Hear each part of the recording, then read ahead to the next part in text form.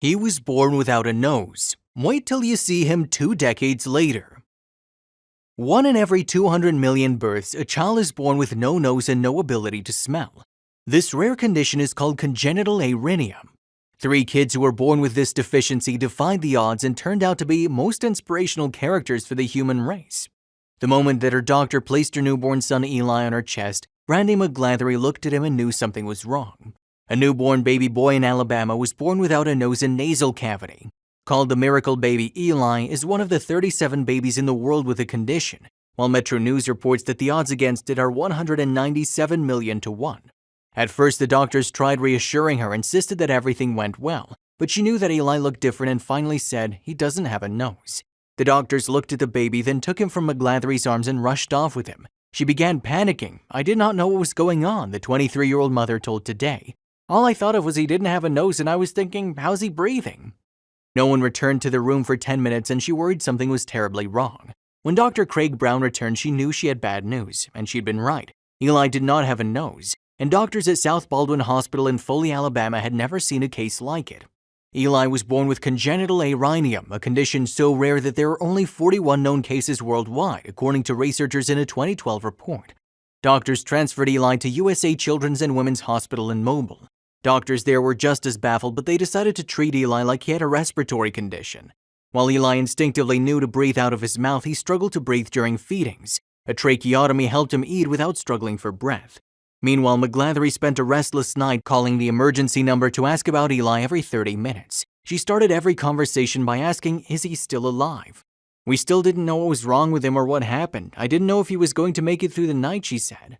Eli is McGlathery's second son and first with boyfriend Troy Thompson, 25. They're both from Mobile. For the most part, she experienced a normal pregnancy. Around 17 weeks, she became extremely nauseated and lost 10 pounds. She started a medication to reduce the nausea and everything continued normally. She went into early labor 3 times before finally delivering Eli on March 4th at 37 weeks. Brown, her doctor, told McGlathery he reviewed all the ultrasounds and tests and said there was no sign that anything was wrong with Eli. He even has a nasal bone.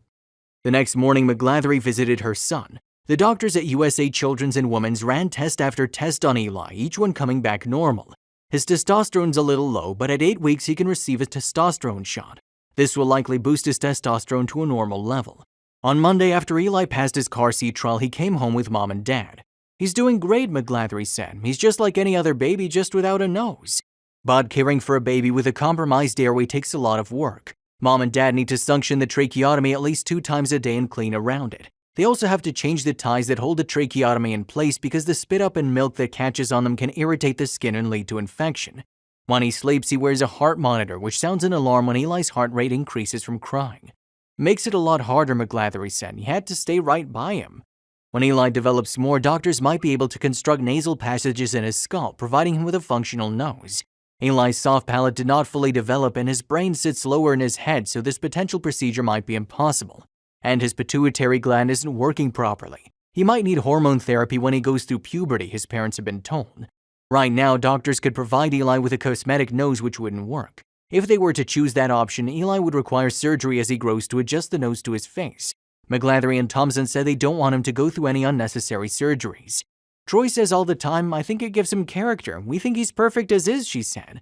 "When it's your baby, it doesn't matter what's wrong. You love him regardless." While Eli's medical future is unclear, McGlathery and Thompson do expect Eli will need to visit specialists for most of his life.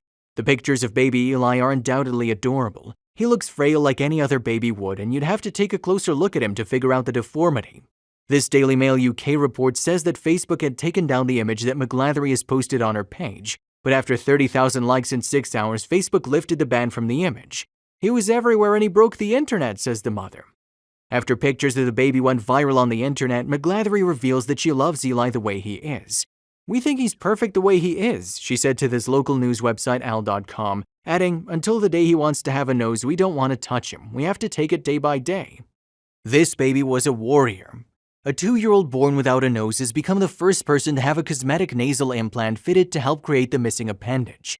Tessa Evans from Maghera, Ireland suffers from an exceptionally rare medical condition called complete congenital arrhythmia, meaning she was born without a nose. Arrhythmia is so rare that there are only 47 cases reported in medical history, and it leaves Tessa with no sense of smell and no sinuses. although she can cough, sneeze, and catch a cold. Now she has just undergone a pioneering operation to have a mold inserted into her face to stretch her skin and slowly build a missing facial feature. She will have more surgeries to have the implant replaced as she gets older, so the nose grows with her face. Then when she's a teenager, she will receive the final prosthesis, which will be tattooed with light and dark shades so it looks like a real body part. Normally, people who need a nasal prosthesis have a procedure to rebuild their nose when they are a teenager when the face has stopped growing. But Tessa's parents, Grain, 31, and Nathan Evans, 33, made the tough decision for Tessa to have this new procedure to begin creating a nose while she is still a toddler. They say they hope this will avoid more invasive surgery in the future. Mrs. Evans, a mother of 3, said, "It was an incredibly difficult decision for all of us. We loved Tessa so much and thought she was completely beautiful the way she was. We ultimately decided to go ahead as it was a chance to gradually change her appearance over the years and to normalize her profile without ever cutting her face. Normally, the advice is to wait until teenage years when the face has stopped growing and construct a nose using bone and skin grafts, which is quite a major undertaking and leaves scarring. This process is much less aggressive, and Tessa's nose will grow with her instead and will prevent major surgery when she's older," she said. She added, "With Tessa being the first patient to have this done, we had to put a lot of trust in our surgical team that we were making the right decision for Tessa's future.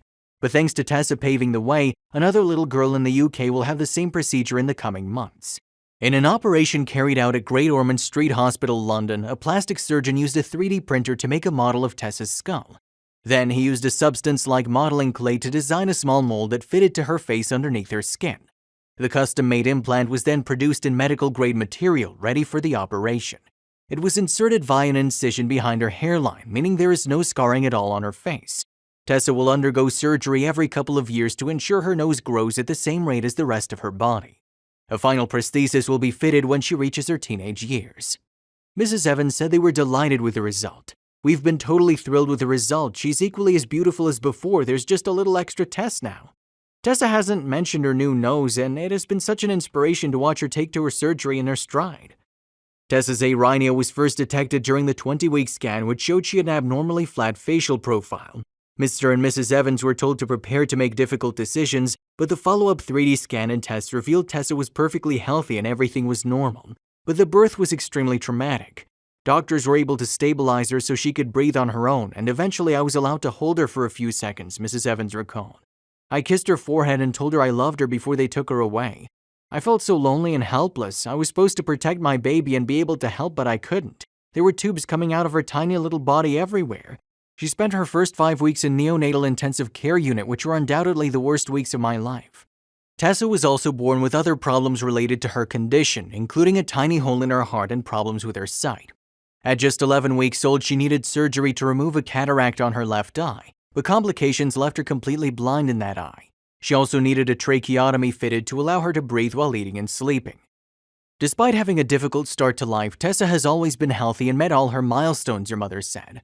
Mrs. Evans said, "Tessa's like any other little girl. She loves playing with her brother and sister. She's always smiling and has never let her condition stop her from doing anything. Everyone who meets her instantly falls in love with her. We just want her to inspire other people like she inspires us. When the can first showed abnormalities, I just couldn't understand it. I didn't even know what was possible. How did my little girl not have a nose? Was she going to live? Would anybody be able to help her? Initial research advised to terminate my pregnancy, but I've been campaigning since she was born to raise awareness about the condition and how wonderful arrhythmia children are." Mrs. Evans has since brought over 20 families together across the globe, and there is now a support group for the first time ever to share experiences. She added, "We're grateful for every opportunity to raise awareness of this extremely rare condition. We're excited to share the results of Tessa's surgery and believe it will present a very positive option for other children with arrhythmia. We can't thank Great Ormond Street Hospital enough. It is one of the most uplifting and happy places we've ever been. We're extremely fortunate to have access to these world-class consultants and surgeons and to have this kind of treatment on our NHS." Jonathan Brito, Tesla's craniofacial plastic surgeon and consultant at Great Ormond Street Hospital, Gosh, said, "After the operation, Tessa looked immediately more featured. Tessa's a completely bubbly, playful, and happy child. We're lucky to be entrusted with her care. Her prosthesis will heal nicely and her face will slowly grow now around the implant to accommodate the nasal shape. When she has the final implant when she's a teenager, the skin can be tattooed with nuances of light and shadow to finally complete the staged aesthetic reconstruction. Tessa's case is extremely unusual. However, this new technology, combined with a long-standing principle of tissue expansion, will help other children with arrhythmia, as the previous options were poor and involved complex surgeries with higher risk and less reward. Thanks to genetic research, Tessa, now 6, has been diagnosed with BAM syndrome, Bosma, Aurinia, and microphthalmia syndrome. In an operation carried out at Great Ormond Street Hospital, London, plastic surgeon Jonathan Brito used a 3D printer to make a model of Tessa's skull. Then he used a substance like modeling clay to design a small flat mold that fitted to her face underneath the skin. The custom-made implant was then produced in medical-grade material ready for the operation. It was inserted via an incision behind her hairline, meaning there's no scarring at all on her face. Tessa will undergo surgery every couple of years to ensure her nose grows at the same rate as the rest of her body. A final prosthesis will be fitted when she reaches her teenage years. Mr. Brito told Mail Online this course of treatment is much preferable to the methods used in the past. He said, "In the past, attempts to rebuild a nose would leave scars on the face. The nose would not function as an airway and they didn't achieve good aesthetic results. Teenagers would end up with something that didn't look like a nose." He added, "With the new method, we'll make a new implant as Tessa grows at each stage in her growth. By the time she's adolescent, we'll have expanded the tissue. When she's a teenager, we'll make a definitive nose and we'll tattoo in nostrils and creases. I'm really excited about it. She won't have any of the downsides of previous methods." Another rare case. A baby born without a nose has stunned doctors who say they've never seen the birth defect before. The infant was delivered in Fallujah, Iraq 2 weeks ago. Medics say the newborn has microcephaly, a condition where the head is smaller than normal, usually because the brain hasn't developed properly. It can be caused by a genetic abnormality, drug or alcohol abuse by the mother, or being exposed to a toxin or virus such as Zika during pregnancy. Images of the newborn were published by Fallujah Birth Defects, which has been documenting congenital malformation in the city, which was heavily bombed during the Iraq War. The organization said it is the first time they've ever seen a case of microcephaly since setting up in 2004. They said the child whose gender hasn't been made public comes from a family who live in a rural area and has 3 healthy older siblings. Writing in comments on Facebook, the organization said that the nose deformity was due to a cleft lip and palate, and everything else in his body was considered healthy. They added that the youngster was only able to breathe by gasping as the family had refused a tracheotomy, which is where a tube is inserted into the windpipe. However, this man's story defies all odds. A man born without a nose had his life transformed after a clinic offered to build him one for free. Li Ming, 23, was abandoned by his parents shortly after he was born because of his facial defect and has spent his whole life living with the stigma. After hearing about emerging surgery techniques, he shared his story online in June 2015 in the hopes of finding a benefactor. And Li, who was fostered by a kind villager in Chengdu, capital of southwest China's Sichuan province, soon had his plea answered. A clinic in the city heard about his plight and decided to offer him pro bono surgery to fix his nose. Since then, Li has undergone 3 operations as doctors slowly built him a new nose. He appeared in front of cameras last week to show the public his transformation. The man who had never dared to take a selfie in his life said he's now eager to show off that which he's never had. Li said his nose gives him confidence he's never felt before. Arynia is the absence of the nose in parts of the olfactory or sense of smell system. One type is congenital arynia, where the person is born with it. Another is acquired arynia, loss of the nose to cancer, infection, or accident. It can be total, complete absence of the external nose and/or all parts of the olfactory sense of smell system, the website Wide Smile reports. For one thing, your mouth is always dry because you have to rely on it to breathe. Another problem is that you can't eat properly because you have to try to breathe and eat at the same time without choking on your food, which is difficult. Then you have to worry about breathing in odors you can't smell. It's a horrible way to live. Or it can also be partial, where only parts of the external nose and olfactory system are missing.